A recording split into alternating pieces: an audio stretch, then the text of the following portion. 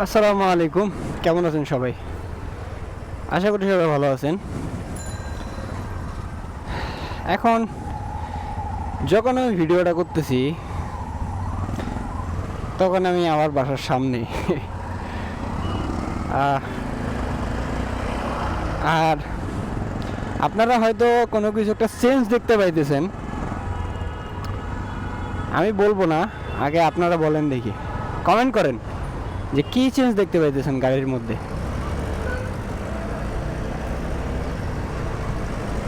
তো যাক, বলি দিই আমি, গাড়ির মধ্যে যেটা চেঞ্জ আছে সেটা হলো লুকিং গ্লাস। আমার যে আগের যে লুকিং গ্লাসগুলো ছিল ছোটো ছোটোগুলা, এটা আমি অনেক শখ করে কিনছিলাম। হ্যাঁ, যেটা গাড়ির মধ্যে লাগাইলে সুন্দর লাগে। তারপর আবার ওইটার একটা সমস্যা আছে, আপনি এটাতে যতটুকু পিছনের ভিউ পাবেন, ওইটাতে কিন্তু আপনি এটা পাবেন না। ওইটাতে পাবেন মানে কম, হ্যাঁ কম, অনেক কম, যেটা আপনাকে একদম মনোযোগ দিয়ে দেখে দেন আপনাকে ডিসাইড করতে হবে। তো ওইটা কি হয়েছে, কালকে যখন আমি পার্কিং থেকে গাড়ি বের করতেছিলাম তখন গাড়িটা একদিকে হেলে যায় এবং আমি গাড়িটা কন্ট্রোল করতে পারি না। যাই হোক, গাড়িটা আমার কাছ থেকে পড়ে যায়, পরে দেয়ালের সাথে লাগি, দুটা ভাঙি যায়। কষ্ট লাগছে, কারণ অনেক শখ করে জিনিসটা কিনছিলাম। হ্যাঁ, এত সহজে ভাঙি যাবে, নষ্ট হয়ে যাবে, এই জন্য কষ্ট লাগছে। তারপর অরিজিনাল যে লুকিং গ্লাসগুলো এগুলো লাগাইলাম। তো সামনে এটা লাগাতে উপকার হয়েছে, সেটা হলো যে সামনে আমি ট্যুরে যাব, ট্যুরে গেলে এই দুইটা অনেক কাজে দিবে আমার। যাই হোক, বলতে বলতে আমরা চলে আসলাম বাদামতলী। এখানে আমার জন্য একজন ওয়েট করতেছে, ওনাকে নিয়ে আমরা একটু বিকেলবেলা ঘুরতে বেরোইছি আর কি, ঘুরতে যাব সামনে কোথাও। তো দেখি উনি কোথায় আছে, তারপর আবার ভিডিওতে ফিরতেছি। যাই হোক, আমাদের লোকের দেখা পাইছি, ওনাকে নিয়ে এখন আমরা দেখি সামনে এগোই, কোথায় যাইতে পারি। উড়েন। অনেক দিন হয়ে গেল ঘুরতে যাইতে পারতেছি না কোথাও। প্র্যাকটিসে যাইতে হয়, মাঠে যাইতে হয়, এখানে যেতে হয়, ওখানে যাইতে হয়। তো আজকে একটু ফ্রি আছি, চিন্তা করলাম যে বিকেলবেলা একটু কোথাও বের হই ঘোরার জন্য।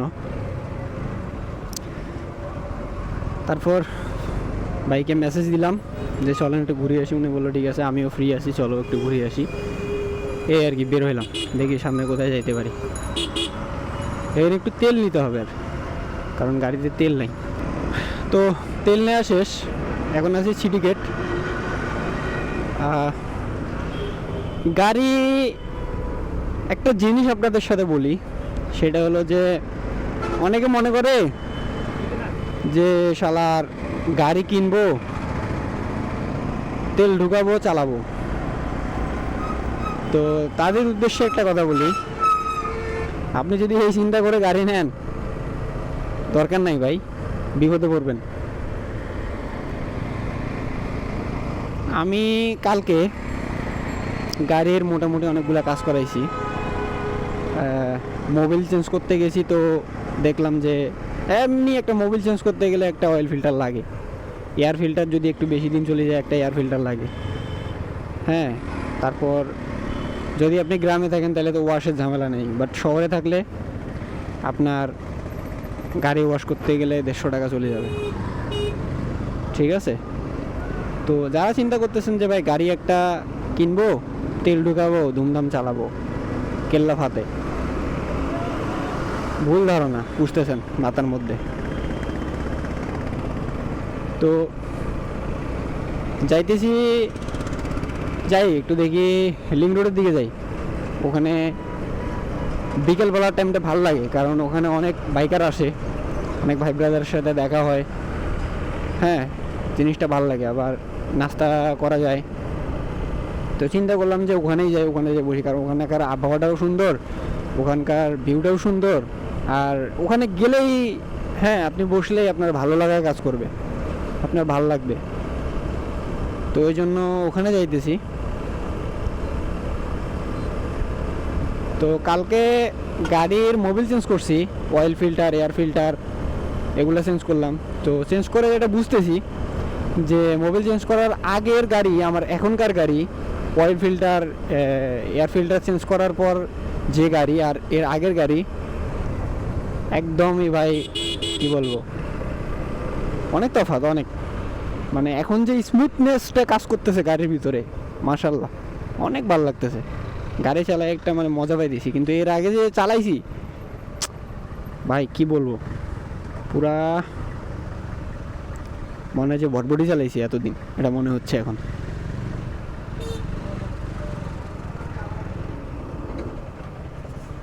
তো জ্যাম লাগিয়ে গেছে এখানে, আর ভিডিও না করি, জ্যামটা সারিয়ে দিলে তারপর আবার ভিডিও করতেছি। তো ভিডিওটা এখান থেকেই শুরু করলাম। এখানকার বর্তমান যে ওয়েদার, এই বিকেলবেলা একটু একটু রোদ, এখানে আবার ঠান্ডা, পুরো অস্থির লাগতেছে, পুরা অস্থির লাগতেছে, অস্থির।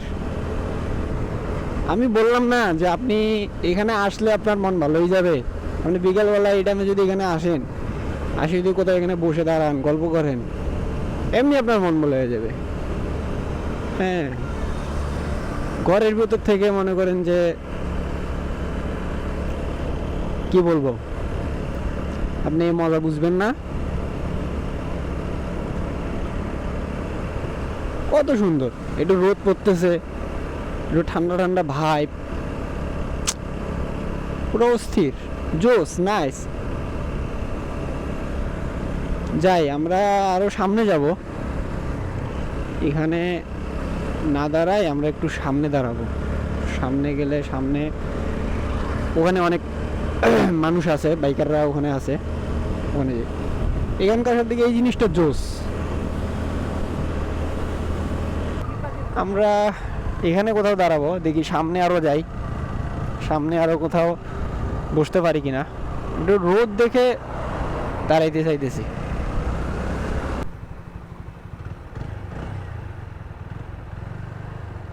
এই পাশ দিয়ে যাবো না, এই পাশ দিয়ে সরেন।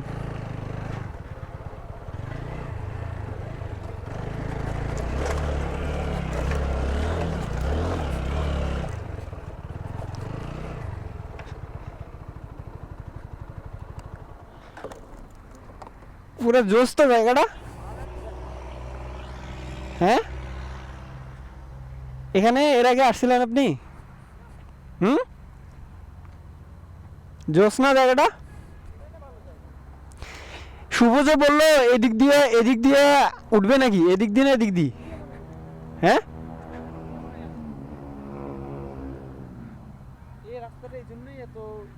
এদিক দিয়ে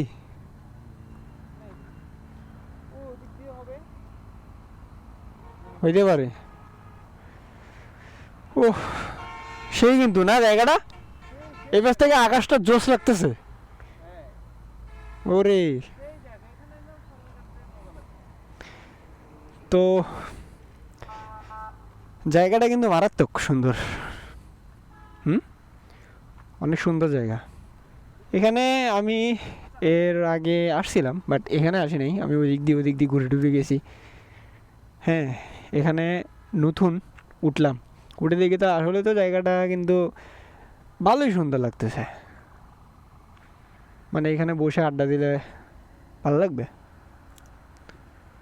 এদিক দিয়ে আবার মনে হয় নিচে লেক আছে, এদিক দিয়ে এদিকে উপরে। এখান থেকে নিচে দিয়ে পানি আছে নাকি, লেক আছে? এটা এখন মনে হয় পানি শুকিয়ে গেছে, কিন্তু যখন পানি হবে বর্ষাকাল, তখন কিন্তু নিচে দিয়ে পানি থাকবে, লেক থাকবে। হ্যাঁ, এখানে পানি কিন্তু হয় বর্ষাকালে মনে হয়। হ্যাঁ, ও সেই,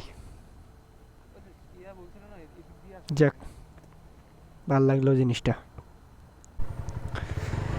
এখানে ভালোই ঘুরলাম, ঘোরাঘুরি শেষে আমরা এখন একটু সামনে একটা দোকানে যাব। চা খাইতে হবে, চা খাইতে হবে।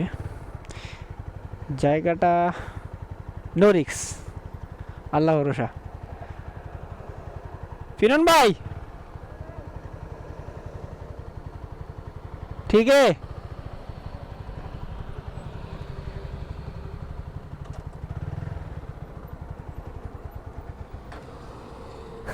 গাড়ি গাড়ি বন্ধ হয়ে গেছে।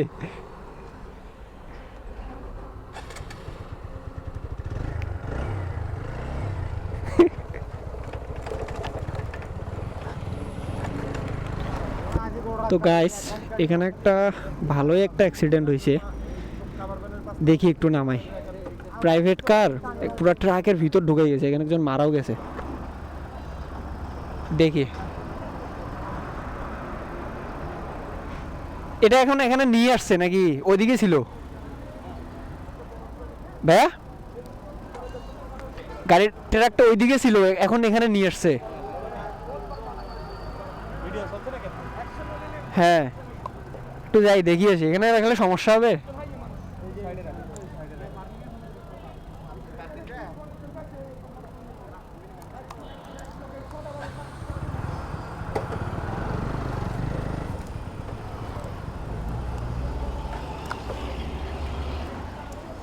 তো দেখি কি অবস্থা। ওরে রে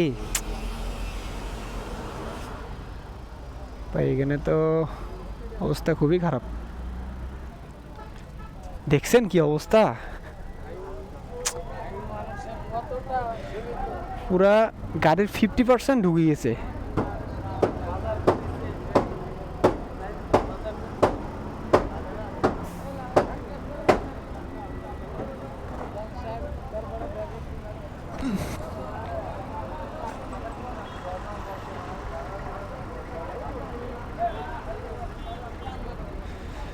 পুরা গাড়ির 50% গাড়ির ঢুকে গেছে।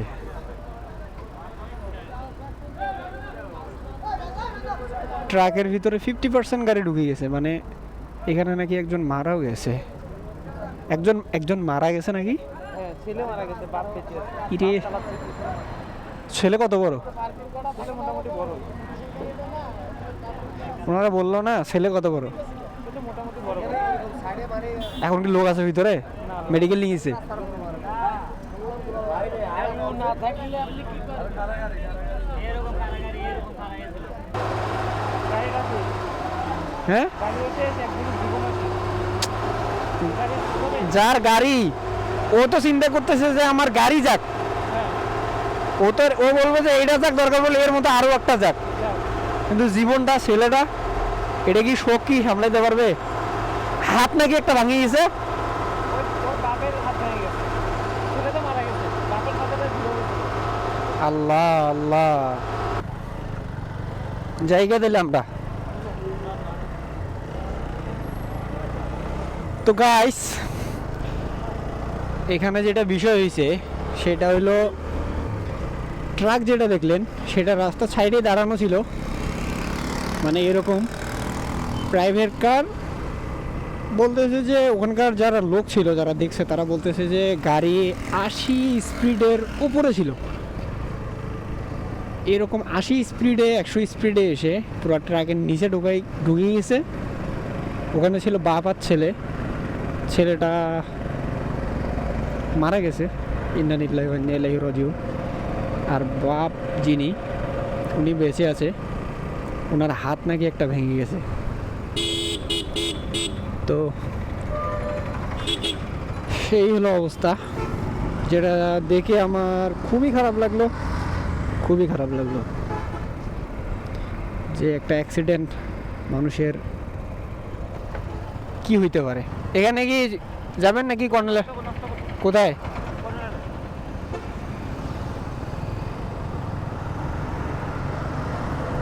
তো আসলে একটা অ্যাক্সিডেন্টে মানুষের যে কি হয়ে যায় এটা